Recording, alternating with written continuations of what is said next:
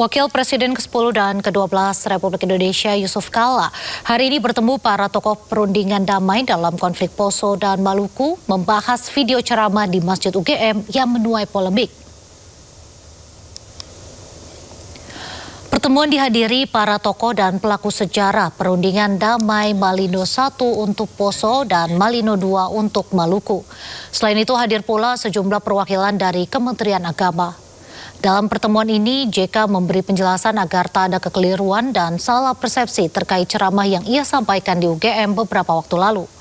JK menegaskan ceramahnya merupakan permintaan dari pihak UGM untuk bicara tentang proses perdamaian.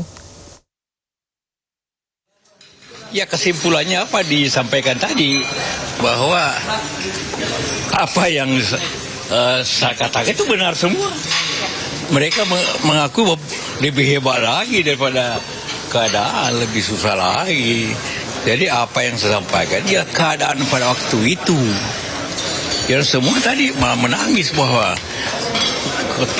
kalau saya tidak selesaikan, bayangkan mereka. Nah itu pembicaraan tadi. Dan semua sepakat bahwa ini harus dilawan semua yang ngomong macam-macam tuh.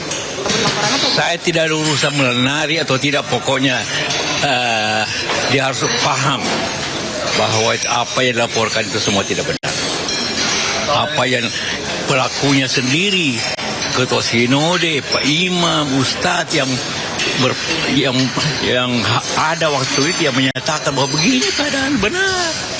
Ya mereka tadi teman-teman para tokoh agama itu diharapkan untuk mensosialisasikan, tentu lewat Anda semua media semua, untuk apa itu agar masyarakat memahami, jangan mau dipecah belah oleh orang-orang yang memfitnah itu. Kemarin Aliansi Profesi Advokat Maluku melaporkan aktivis media sosial Ade Armando dan Permadi Arya. Keduanya dilaporkan atas dugaan tindak pidana penghasutan, penistaan agama, dan ujaran kebencian. Laporan bermula dari beredarnya potongan video ceramah mantan Wakil Presiden ke-10 dan 12 Yusuf Kala yang membahas konflik komunal di Ambon dan Poso. Ade Armando dan Permadi Arya diduga menyebarkan potongan video tersebut melalui akun media sosial disertai narasi yang dinilai provokatif dan menyesatkan. Akibat postingan tersebut, kolom komentar di dua akun tersebut dipenuhi hinaan dan menyerang kehormatan pribadi Yusuf Kala.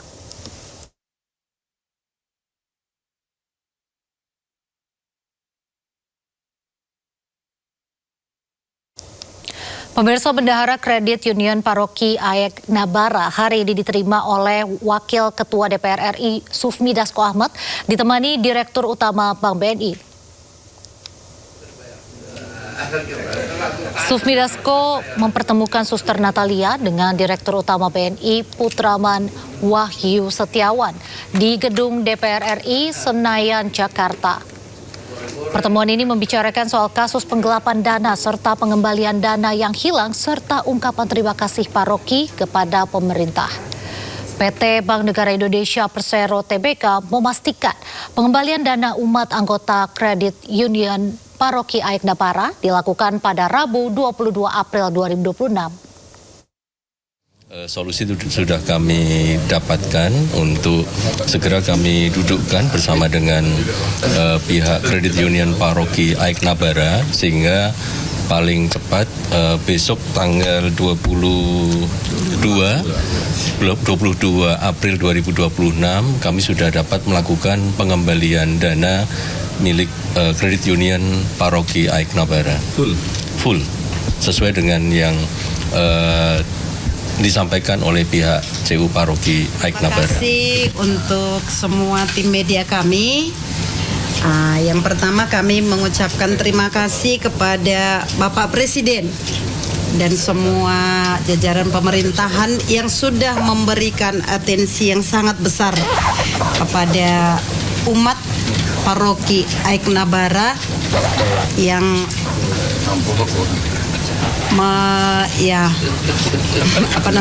memberikan atensi sehingga masalah ini bisa diatasi dengan baik. Terima kasih juga untuk Bapak Dasko yang sudah menerima kami hadir di tempat ini pada siang ini.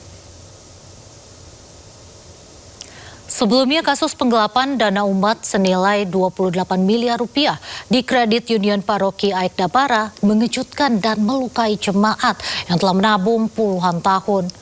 Peristiwa ini mencuat setelah Pendahara Suster Natalia Situmorang mencurigai dugaan praktik investasi fiktif oleh ex-kepala kantor Kas Bank BUMN Unit Aik Dabara Andi Hakim Febriansyah. Pada Desember 2025 lalu, saat akan mencairkan dana untuk kebutuhan gereja, namun tak kunjung cair, berkesan ditunda-tunda pencairannya. Pihak BNI pun menegaskan perseroan tidak pernah mengeluarkan produk investasi deposito seperti yang ditawarkan kepada Paroki Aik Dabara dengan iming-iming bunga 8%.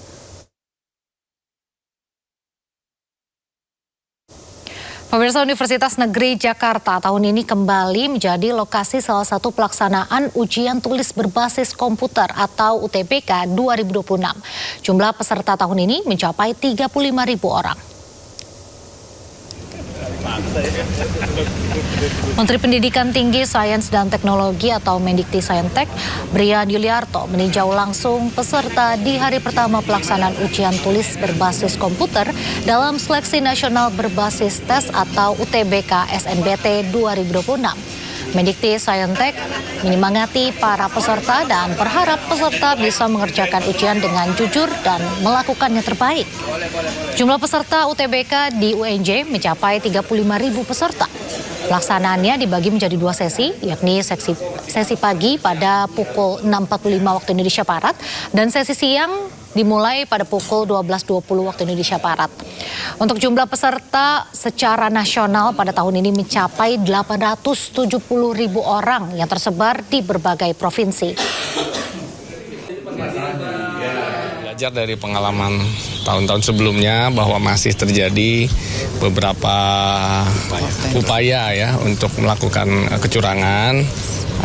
Panitia sudah banyak menghimbau bahwa mari kita tegakkan integritas, mari hindari hal-hal yang curang dan sebagainya karena memang selalu pada akhirnya bisa diketahui, bisa dideteksi.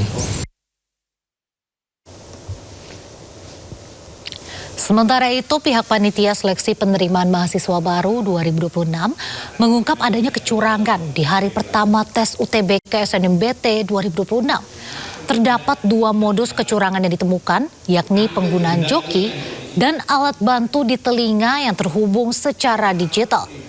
Temuan tersebut berasal dari peserta UTBK di Sulawesi Barat. Panitia pun langsung ambil tindakan tegas dengan menggugurkan peserta yang terbukti melakukan pelanggaran. Untuk mencegah praktik joki berlanjut, panitia terus memperketat pengawasan sejak tahap pendaftaran, termasuk verifikasi data dan foto peserta hingga penggunaan metal detector. Jadi peserta yang jokinya kalau memenuhi memang unsur pidana.